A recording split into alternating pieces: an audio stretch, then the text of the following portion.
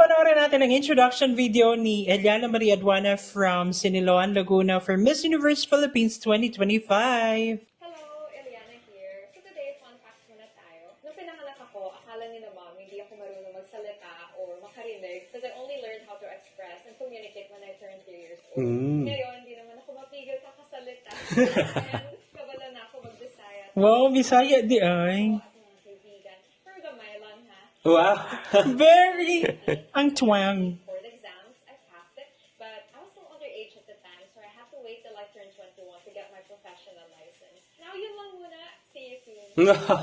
Very social nung pakinggan nung paano yung gamay lang. Ang gamay lang. Pero ang cute niya and gusto ko yung setup niya, very simple yung take niya, yung white top na may collar and then blue jeans lang. It's something na parang cute-cute lang and then yung story niya is very personal and very bubbly. It's something different this time kasi most of the time naman naririnig natin siya na nagsasalita with highfalutin words na parang, alam mo yun, di ba? Parang, ang cute.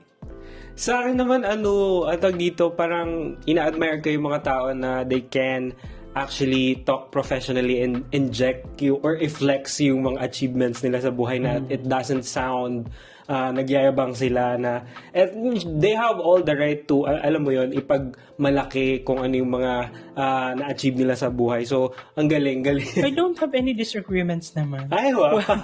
Ang cute.